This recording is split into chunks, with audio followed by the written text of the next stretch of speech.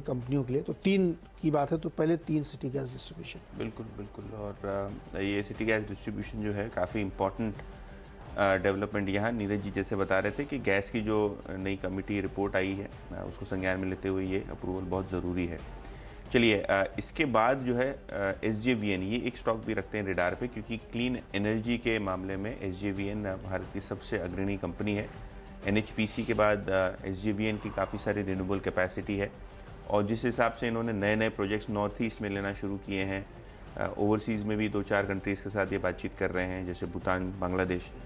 तो जो फंडिंग का जो इशू है और जो ग्लोबल फंडिंग सीख कर रही है इंडिया इस क्लीन एनर्जी जर्नी में, वहाँ SJVN ने बैंक ऑफ जापान के साथ 915 करोड़ का ग्रीन लोन का अप्रूवल ले लिया। तो ये 915 करोड़ की फाइनेंसिंग जो है इनके प्रोजेक्ट्स के लिए रहेगी। काफ़ी इम्पॉर्टेंट है क्योंकि लो कॉस्ट फंड्स जो है ये मुहैया कराए गए हैं जापानीज़ गवर्नमेंट के मीडिएशन के बाद। तो ये काफ़ी इम्पॉर्टेंट है फाइनेंसिंग के मामले में। ये एक स्टॉक रखिए रेडार पे।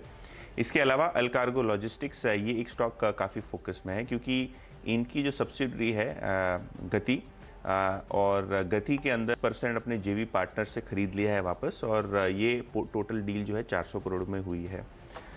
इम्पॉर्टेंट क्यों है? क्योंकि जो बैलेंस 70% है वो गति के पास है और जो इनकी सब्सिडरी है उनका 1200 करोड़ का मार्केट कैप है, लेकिन जो 400 करोड़ का ट्रांजैक्शन ये 30% के लिए कर रहे हैं। ये कुल मिला के गति एक्सप्रेस की वैल्यूएशन 1200 करोड़ के ऊपर ले जाने वाली है। तो कहीं ना कहीं अल्कार्गो लॉजिस्टिक्स और गति ये दोनों स्टॉक्स फोकस में रहेंगे। अल्कार्गो रखिए रेडार पे। ऑब्वियसली कैश आउटफ्लो होगा, लेकिन काफ़ी इंपॉर्टेंट था ये ट्रांजैक्शन, तो ये रखिए ये स्टॉक रेडार पे। इसके अलावा फिनिक्स मिल येस्टरडे हमने चर्चा की थी, निफ्टी 500 का टॉप गेनर भी शुरुआती मिनट में ये बन गया था।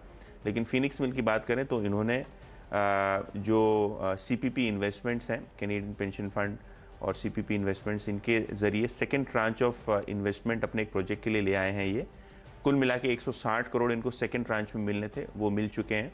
तो ऑब्वियस सी बात है कि FDI और FII इन्वेस्टमेंट्स की जबकि बात हो तो फिनिक्स मिल्स ने टैप किया है CPP इन्वेस्टमेंट्स को और 160 करोड़ इनके प्रोजेक्ट में उनके ज़रिए आए हैं। तो कुल मिला के ये 6 स्टॉक्स हैं जो आज फोकस कर रहा हूँ मैं। ऑब्वियसली नीरज जी भी बातचीत करेंगे इनके गैस सेक्टर के बारे में। तो 3 तो हो गए सिटी डिस्ट्रीब्यूशन गैस के, ये जो गैस बेचते हैं डिस्ट्रीब्यूशन में।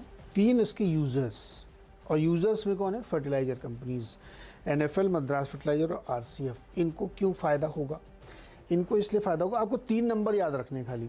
एक 4 से $6.5, एक $8.57 और एक $7+ ये तीनों नंबर क्या है? $4 फ्लोर, $6.5 सीलिंग, $8.57 जो करंट गैस का प्राइस है इस समय, जो 31 मार्च 2023 तक वैलिड है, 6 महीने के लिए होता है ना।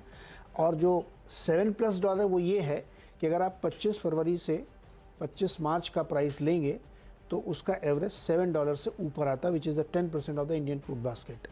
तो अगर $7 से ऊपर का प्राइस निकल रहा है तो वो 1 तारीख से लागू होना चाहिए, 1 अप्रैल से, लेकिन चूंकि 6.5 की सीलिंग कर दी गई है इसलिए वो उसके नीचे आएगा। तो तमाम फर्टिलाइज़र कंपनीज़ हैं जिनको इसका फ़ायदा होगा, वो इसके यूज़र्स हैं। तो हमें लगता है कि फर्टिलाइज़र कंपनी ध्यान रखना चाहिए क्योंकि ये सबसे ज़्यादा कंज्यूम करते हैं गैस को। हालांकि सरकार इनको प्रायोरिटी बेसिस पे देती है, लेकिन प्राइसिंग अब इनके फेवर में जाती हुई दिख रही। एक चीज़ और ध्यान रखिएगा, इंटरनेशनल मार्केट में अगर प्राइसेस नीचे होते रहेंगे, क्रूड के स्टेबलाइज रहे, तो ये दाम और नीचे जाएंगे तो इनको और फ़ायदा होगा।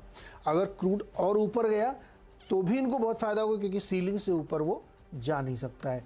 तो 3 पहले सिटी डिस्ट्रीब्यूशन वाले, अब 3 यूज़र जो फर्टिलाइज़र कंपनीज़ के हैं, तो इसलिए RCF, मद्रास और NFL में भी आपको अच्छा मूवमेंट आज देखने को मिल सकता है।